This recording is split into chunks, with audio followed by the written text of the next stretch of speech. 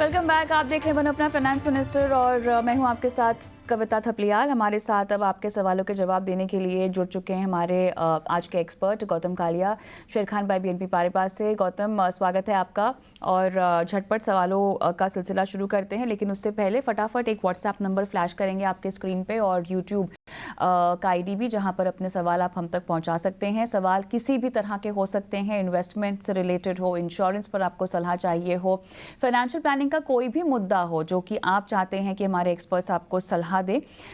9619873567 ये वो नंबर है जहां पर आप हम तक सवाल पहुंचा सकते हैं और लाइव अपनी फाइनेंशियल प्लानिंग भी करवा सकते हैं। चलिए गौतम, शुरू करते हैं आज का सवालों का सिलसिला और पंकज कुमार जी से बात करेंगे। सबसे पहले इन्होंने अपना सवाल हमें भेजा है। नमस्कार। नमस्कार। कहाँ से बोल रहे हैं सर? जी, मुंबई से बोल रहा हूँ मैं। अच्छा, मुंबई में हैं आप। बताइएगा, आपने अपना कुछ सवाल हमें भेजा हुआ है और आपने निप्पॉन इंडिया का मल्टी कैप फंड लिया है। PPF पराग फ्लेक्सी कैप है आपके पास, HDFC large and mid cap, Kotak emerging equity, Motilal Oswal mid cap है। स्टेप अप करेंगे 10% और 1 साल पहले ही शुरू किया है आपने इन्वेस्टमेंट? जी मैम। और आप इस साल रिटायर भी हो रहे हैं सर? जी मैम। ठीक है। और ये इन्वेस्टमेंट आपको 15 साल तक करनी है? जी मैम, 15 प्लस एबव भी है। जी जी मैम, 15 एंड एबव भी है। अच्छा, 15 या उससे ज़्यादा। ठीक है, ठीक है। बेटी की पढ़ाई लिखाई का जो लक्ष्य है वो आपको पूरा करना है ना? जी जी। तो इस इन्वेस्टमेंट पे सर कोई राशि हम कितना आपको इकट्ठा करना है, कुछ अप्रोक्सीमेट अमाउंट आपके जहन में हो? जी मैम, 1.5 CR के आसपास। 5 CR, ओके। जी मैम। इसके अलावा भी आपकी इन्वेस्टमेंट्स है कहीं पर?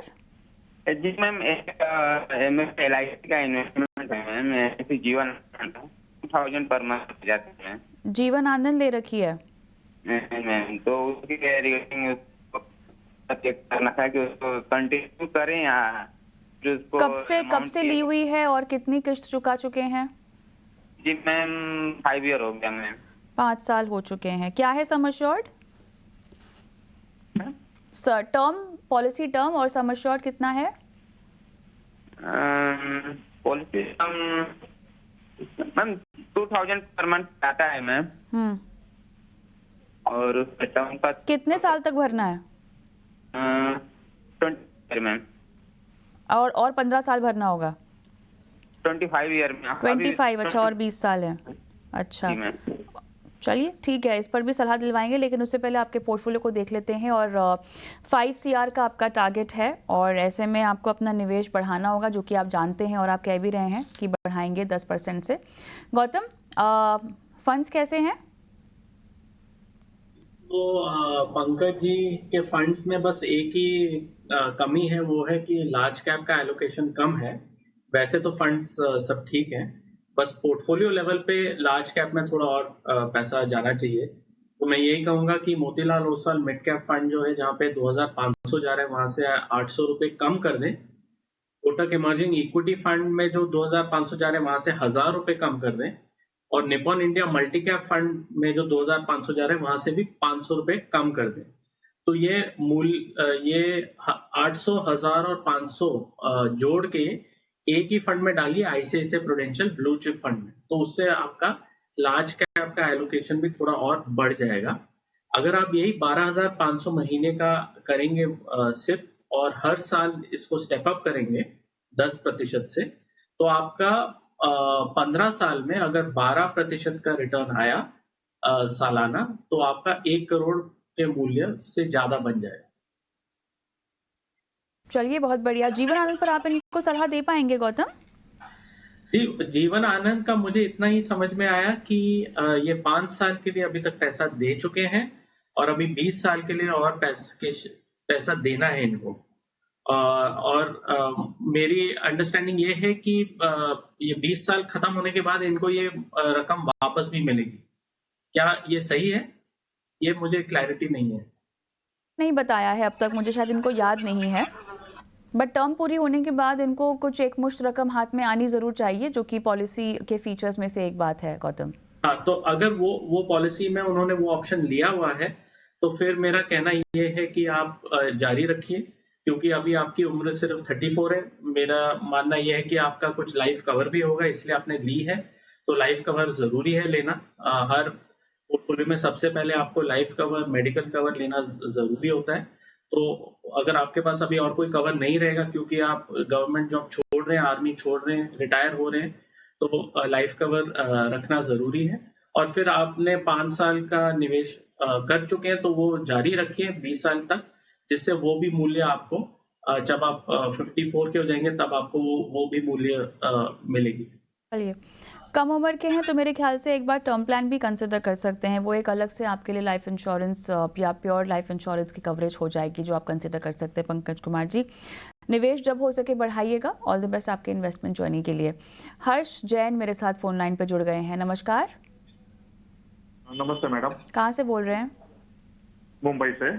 ओके, आपको 5 लाख रुपए इन्वेस्ट करने हैं और आपको थीमेटिक एलोकेशन भी अपने पोर्टफोलियो में चाहिए। Manufacturing, defence, consumption, infrastructure themes में से कोई एक।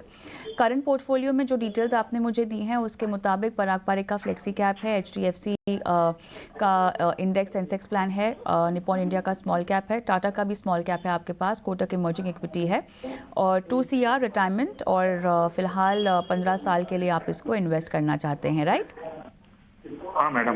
तो मैम मेरा इसमें एक क्वेश्चन था, जी। जैसे कि इसमें थीमेटिक फंड्स के साथ मैंने देखा है कि बिजनेस साइकिल फंड्स भी आते हैं, हाँ। जहाँ पर फंड मैनेजर खुद अपने बेसिस पर जो सेक्टर चल रहा है वहाँ पर वो इन्वेस्ट करते हैं। बिल्कुल। क्योंकि थीमेटिक फंड्स थोड़े रिस्की होते हैं, तो मुझे थोड़ा कंफ्यूजन था कि मैं किसी थीमेटिक में डालूं या कोई बिजनेस साइकिल फंड में डालना चाहिए। और 5 लाख रुपया जो है वो मैं इसी फंड में इन्वेस्ट करूं या कोई और फंड ऐड करना चाहिए, या कैसे करूं मैं इसका 5 लाख का? बताते हैं आपको। मुझे बस एक चीज पूछनी है, 5 लाख भी 15 साल के लिए करेंगे ना, कि वो थोड़ी सी कम अवधि के लिए है? नहीं, वो भी 15 साल के लिए करूंगा। वही 15 साल के लिए। चलिए, बहुत बढ़िया। और ठीक है, तो गौतम पहले ये फंड्स देख लेते हैं।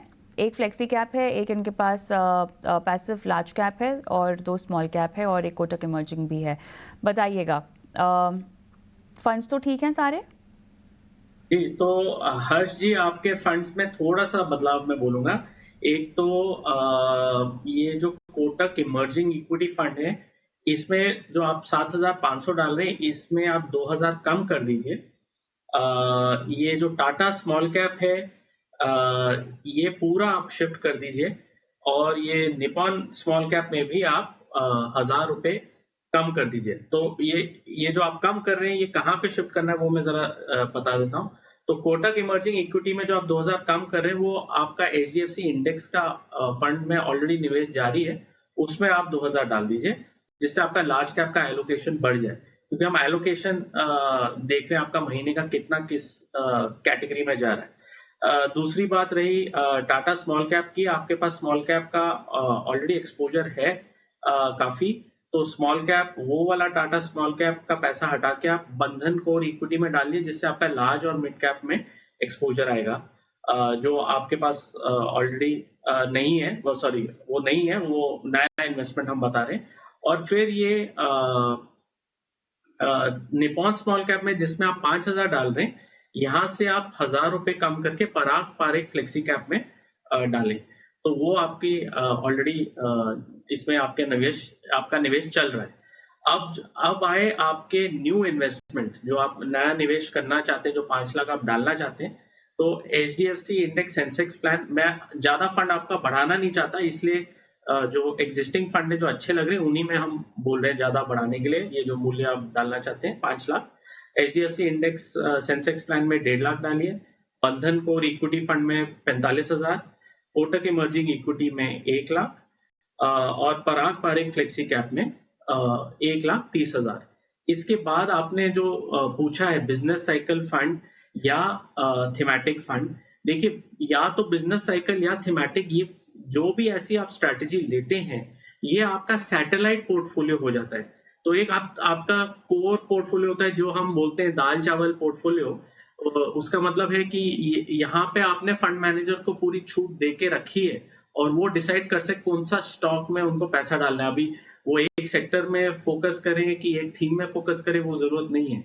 तो ये पोर्टफोलियो आपका जो कोर पोर्टफोलियो होता है, वो तो आपका बन चुका है। अभी आपको थोड़ा सा और अल्फा जनरेट करना है, थोड़ा एडिशनल रिटर्न जनरेट करना है, तो उसमें आप थीमेटिक में भी जा सकते हैं, बिजनेस साइकिल में भी जा सकते हैं। दोनों ऑप्शन अवेलेबल हैं। मैं आपको अभी थीमेटिक बता देता हूँ, और फिर आप इसके बाद आप हर 6 महीने या 1 साल में अपना पोर्टफोलियो रिव्यू जरूर कराइए, क्योंकि वो थीम्स बदलते रहते हैं और वो थीम्स के हिसाब से आप अपना टैक्टिकल पोर्टफोलियो भी शिफ्ट कर सकते हैं। तो मेरे एसेट ग्रेड कंज्यूमर फंड है, उसमें आप 40,000 डाल सकते हैं, एक नया इन्वेस्टमेंट। और आईसीआईसीआई प्रूडेंशियल मैन्युफैक्चरिंग है, इसमें आप 35,000 डाल सकते हैं। तो आपका जो 5 लाख का जो लमसम है, उसमें से मैं आपको ये 75,000 बता रहा हूँ कैसे डालना है। तो ये आप बदलाव कर सकते हैं। आपका जो टारगेट है, वो टारगेट हो जाएगा 12% में, 12% के हिसाब से 15 साल में।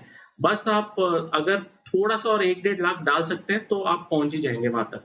अगर 5 लाख की जगह 6.5 लाख डाल सकते हैं तो आपका टारगेट 2 करोड़ का हो जाना चाहिए। चलिए, तो जितना हो सके, मुमकिन हो सके, हर्ष आपको कोशिश करनी है। कोई और सवाल पूछना चाहते हैं गौतम को? नहीं मैम, नहीं, बस यही पूछना था। अल्फा थोड़ा सा जनरेट करने के लिए वो उन्होंने गाइड कर दिया मुझे। Absolutely, all the best. आगे बढ़ते हैं। ईशानी कुमार मेरे साथ फोन लाइन पे हैं। Hi Ishani, good evening. Hello. Hi Ishani. Yes ma'am. जी बोलिए, मुझे आपकी आवाज़ आ रही है। हाँ ठीक है। तो मैं एक्चुअली अभी सेकेंड ईयर थर्ड ईयर में जाने वाली हूँ, बीटेक कर रही हूँ जी। सो इस बार मैंने इंटर्नशिप की, तो उसमें मुझे लगभग 80,000 मिलेगा अभी कुछ 15-20 दिनों में। अरे वाह, कॉन्ग्रेचुलेशंस ईशानी। Thank you. हाँ बताइए। तो आउट ऑफ दैट 80,000 मैं चाहती हूँ 60,000 को मैं कहीं इन्वेस्ट करूँ। तो लाइक मेरे जो क्लोज हैं उन्होंने बोला कि तुम म्यूचुअल फंड में करो, like they are the best options. तो मैं चाहती हूँ कि मतलब मैं जानना चाहती हूँ कि लाइक कौन सा ऑप्शन बेस्ट रहेगा, because I don't have a particular goal. Okay. So but I just want कि बेस्ट निकल सके उस मनी का। बिल्कुल बिल्कुल। चलिए, अच्छी बात यह है कि आप अपनी इंटर्नशिप की राशि में से 60,000, आपको 80 मिलने वाला है, आप उसमें से 60 जो है इन्वेस्ट करना चाहती हैं। वो अपने आप में बहुत बेहतरीन आपकी सोच है। कॉन्ग्रेचुलेशंस। बहुत कम लोग इस बारे में सोच पाते हैं और ये कदम उठा पाते हैं। आपने म्यूचुअल फंड का रास्ता चुना है, ये इसीलिए भी अच्छा है क्योंकि अगर आपको शेयर बाज़ार का कोई एक्सपीरियंस नहीं है तो आप म्यूचुअल फंड के ज़रिए कोशिश कर सकती हैं वो अनुभव लेने का। वैसे कभी डायरेक्ट स्टॉक्स वगैरह में आपने सोचा है डैबल करने के बारे में, खरीदने के बारे में? एक्चुअली मुझे ऐसा कुछ नॉलेज है नहीं इन सब चीजों के बारे में। तो मुझे ऐसे जगह पे इन्वेस्ट करना है पैसा जहां पर मैं इन्वेस्ट करके उसको छोड़ दूं, सो दैट मेरा डायरेक्ट इन्वॉल्वमेंट कहीं नहीं हो। चलिए, बहुत बढ़िया। और मेरे ख्याल से सही रास्ता म्यूचुअल फंड्स का है। आपने हमें भी मौका दिया अपनी प्लानिंग कराने का, क्योंकि आपके ज़रिए बहुत दर्शक शायद और भी जानकारी ले पाएंगे, सीख पाएंगे गौतम से। गौतम, गाइड कीजिए शानी को। बिल्कुल फ्रेशर हैं और अपना पहला कदम वो भी अपने इंटर्नशिप से मिले पैसे से शुरू करना चाहती हैं। ये तो बहुत ही अच्छा लगा सुन के कि ईशानी 60,000 इस उम्र में डाल रही है। मुझे अभी भी अपनी इंटर्नशिप याद है, जो मुझे पैसा तब मिला था 2002 में। वो पता नहीं कहाँ पे क्या हो गया, आया पैसा कब गया, कुछ आइडिया नहीं था। हाँ, तो बहुत अच्छा है सुन के कि 60,000 वो निवेश करना चाहती हैं। तो आपके लिए हम पोर्टफोलियो लेके आए हैं। आप उस पोर्टफोलियो में ऐसे निवेश कर लीजिए और इसको हर 6 महीने या 1 साल में रिव्यू कर दीजिए, क्योंकि आपको आप चाहते हैं कि आप ये निवेश को भूल जाएं और 10-15 साल के लिए देखें ना, मगर कौन सी स्कीम में निवेश रखना चाहिए वो इम्पोर्टेंट है। इसलिए आप ये पोर्टफोलियो को जरूर हर 6 महीने 1 साल में रिव्यू जरूर कराइए किसी एडवाइजर से। तो पोर्टफोलियो में अभी आपको बता देता हूँ। ICICI prudential blue chip fund में आप 18,000 डाल दीजिए। बंधन कोर इक्विटी फंड में 9,000, मेरे एसेट मिड कैप फंड में 15,000 और एचडीएफसी फ्लेक्सी कैप फंड में 18,000। तो इससे आपका 60,000 का पोर्टफोलियो बन जाता है। Right Ishani, very well explained. Ishani, बहुत सारी अगर ऐसी बातें जो आपको शायद समझ में ना आई हो गौतम के जवाब में, क्योंकि आप देखिए पहली बार प्रवेश कर रही हैं, तो कुछ टेक्निकल जार्गन्स होंगे जो आपको शायद समझ में ना आए। प्लीज़ फील फ्री और अपना सवाल आप पूछ सकती हैं गौतम से। ठीक है, लेकिन लाइक म्यूचुअल फंड तो मेरे को लोगों ने बोला कि आप कर लो, but are there any other option, you know, maybe there are other option, I don't know. तो वही मैं जानना चाहती थी कि इसके सिवाय भी लॉन्ग टर्म इन्वेस्टमेंट के लिए कोई अच्छे ऑप्शंस हैं, जैसे अगर मुझे 25 साल के बाद निकालने हैं, तो बेस्ट म्यूचुअल फंड के सिवाय कुछ और है क्या? म्यूचुअल फंड्स के अलावा बहुत कुछ है, और सही मायने में देखा जाए तो हर विकल्प बेस्ट विकल्प ही है। मंशा बस ये होनी चाहिए, आपको पता होना चाहिए कि आपके लिए बेस्ट क्या है। आपको ये क्लैरिटी है कि आपको 25 साल तक इस पैसे को रखना है। दूसरी आपको क्लैरिटी है कि मेरी कमाई हो, तो कमाई को हम कैसे देखते हैं, महंगाई से ज़्यादा कमाई आपकी होनी चाहिए। अगर उस हिसाब से आप इक्विटी को कंसिडर करना चाहें तो आपने बेहतरीन विकल्प चुना है। जोखिम इक्विटी में होता है, जोखिम हर तरह के इन्वेस्टमेंट इंस्ट्रूमेंट में भी होता है, और इसीलिए क्योंकि आप देखिए शुरुआत कर रही हैं, बेहतर जवाब आपको गौतम भी देंगे इस बारे में, शुरुआत कर रही हैं म्यूचुअल फंड से शुरुआत करें, लेकिन आगे चलकर इन्वेस्टमेंट की हैबिट आपको डालनी होगी जब आपकी रेगुलर इनकम आनी शुरू हो जाए। उसके बाद आप बाकी विकल्पों में भी अपने पैसे डालिएगा, जो कि आप अपने पेरेंट्स से शायद फिक्स डिपॉजिट के बारे में सुनती होंगी, सोने में निवेश करने के बारे में सुनती होंगी, तो सब में आपको धीरे धीरे करके अपने पोर्टफोलियो को डाइवर्सिफाई करना है। गौतम। तो कविता जी ने बहुत ही सही तरीके से समझा दिया, मुझे और कुछ समझाने की जरूरत नहीं है, मगर ये बात बहुत अहम है कि हर निवेश अच्छा है, उसके पॉजिटिव भी होते हैं, नेगेटिव भी होते हैं। अगर आप फिक्स डिपॉजिट लें तो आपको वहां पे 6-7% नेट ऑफ टैक्स मिल सकता है। आप तो अभी स्टूडेंट है तो आपकी इनकम भी नहीं होगी, तो आपको थोड़ा सा और रिटर्न मिल जाएगा, और वो ज्यादा हद तक सेफ है। तो वो आप डाल सकते हैं, क्योंकि मार्केट में ऐसा भी टाइम आया है, म्यूचुअल फंड तो जो मैंने आपको बताया वो पूरा इक्विटी म्यूचुअल फंड्स है, तो स्टॉक मार्केट में ऐसा भी समय आया कि 6 साल में लोगों का रिटर्न नहीं बना है, 1 साल या 2 महीने 3 महीने में 20-30% का घाटा भी हो चुका है। तो वॉलेटिलिटी तो मार्केट में है और रिस्क भी है, तो इसलिए हम सबको बोलते हैं जो इक्विटी में आते हैं कि लंबे अरसे के लिए करें। गोल्ड का रिटर्न अगर आप देखेंगे 30-40 साल के लिए, तो आपको 7-8% गोल्ड में ने भी दिया है। पिछले 3-4 साल का रिटर्न देखेंगे तो वहां पे भी 14-15% तो मिला ही है लोगों को, और अभी भी अपेक्षा है कि गोल्ड में डबल डिजिट रिटर्न मिलने की ज्यादा संभावना है। तो ऐसे ऑप्शंस, एसेट क्लासेस हर एसेट क्लास में है। आपका तो अभी मूल्य कम है, नहीं तो मैं रियल एस्टेट के बारे में भी बोलता। तो ऐसे ऑप्शंस हैं, मगर क्योंकि आप ये 15-20-25 साल के लिए निवेश कर रहे हैं, और क्योंकि आप ऐसे इंस्ट्रूमेंट की तलाश में जहां पे आपको रिटर्न अच्छा मिलेगा, आप अभी यंग है तो आप अभी रिस्क भी ले सकते हैं, इसलिए हम आपको इक्विटी म्यूचुअल फंड बोल रहे हैं। नहीं तो मैं आपको स्टॉक्स बोल सकता था कि वो स्टॉक्स में आपको थोड़ी सी पढ़ाई खुद करनी पड़ती है, और आपको एक एडवाइजर के साथ थोड़ा रेगुलर टच में रहना पड़ता है, ब्रोकर के साथ, जिससे आप उसमें थोड़ा सा खरीदारी कर पाए, बाय सेल कर पाए, कौन सा स्टॉक का कब ट्रेड चलता है। तो इसलिए म्यूचुअल फंड आपके लिए, आपकी स्टेज ऑफ लाइफ के लिए, आपने जो अभी तक बोला है उसके लिए ज्यादा फिट है। बस थोड़ी सी अपनी नॉलेज बढ़ा दीजिए, जिससे कल को अगर मार्केट गिर जाए और आप अपने पोर्टफोलियो को देखें और देखें कि अरे 10-20% का नुकसान हो गया है, तो आप पैनिक ना करें, और आप तब पैनिक में कुछ गलत डिसीजन ना ले लें। शानी, और काफ़ी विस्तार से तमाम सवालों के जवाब आपको दिए हैं। इन्वेस्टमेंट की शुरुआत कीजिए, अपना सवाल अगर और भी पूछना हो तो ज़रूर भेजिएगा। फिलहाल एक ब्रेक लेते हैं, ब्रेक के उस पार दर्शक लाइव जुड़े हुए हैं फ़ोन लाइन पर और उनका मार्गदर्शन कर रहे हैं गौतम। मिलते हैं ब्रेक के बाद।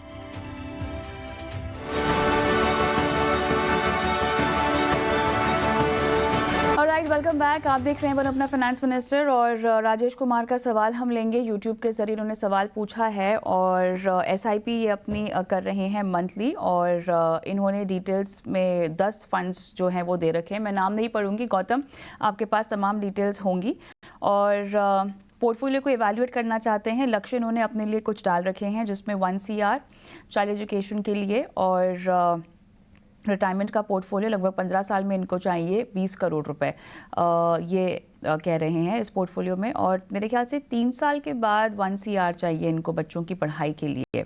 टोटल वैल्यू पोर्टफोलियो की 3.88 करोड़ बता रहे हैं, बताइएगा। इनके पास ऑलरेडी 4 करोड़ के आसपास का पोर्टफोलियो वैल्यू है और 2 लाख प्लस ये महीने का डाल रहे हैं एसआईपी में।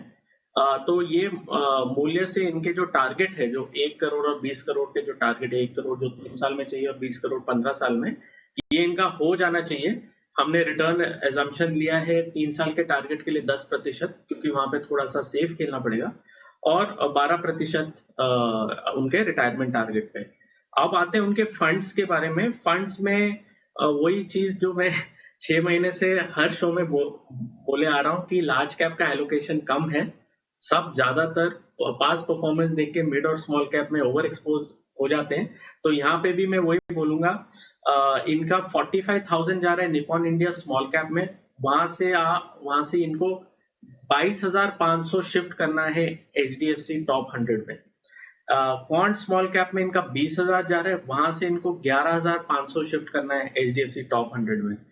पराग पारिक फ्लेक्सी कैप में इनका 52,000 जा रहा है, वहां से भी 11,500 इनको एचडीएफसी टॉप 100 में शिफ्ट करना है। और एसबीआई कॉन्ट्रा में इनका 22,000 जा रहा है, वहां से इनको 4,500 शिफ्ट करना है एचडीएफसी टॉप 100 में। तो इससे इनका एचडीएफसी टॉप 100 में एलोकेशन बढ़ जाएगा, लार्ज कैप में एलोकेशन इनका और बढ़ जाएगा, और इनका जो 45% एक्सपोजर है मिड एंड स्मॉल कैप में एलोकेशन, और 42% जो फ्लेक्सी और मल्टी और कॉन्ट्रा में, वो दोनों कम हो जाएंगे। और राइट, चलिए बदलाव जो कि राजेश कुमार को अपने पोर्टफोलियो में करने चाहिए। और इसी के साथ समय भी समाप्त हो गया है। गौतम मैम का बहुत बहुत धन्यवाद, समय निकाला और दर्शकों के सवालों के जवाब दिए हैं। हमें एक ब्रेक लेना होगा, ब्रेक के उस पार बाजार की चाल पर बात करेंगे, आपके पोर्टफोलियो के लिए मुनाफे के नुस्खे जानेंगे। हमारे साथ बंधन एएमसी के सीईओ विशाल कपूर जुड़ेंगे। और ब्रेक पर जाते जाते व्हाट्सएप नंबर हमारा और साथ ही यूट्यूब भी फ्लैश कराएंगे, सो दैट आपको पता चले कि आपको अपने सवाल कहाँ पर पहुँचाने हैं हम तक।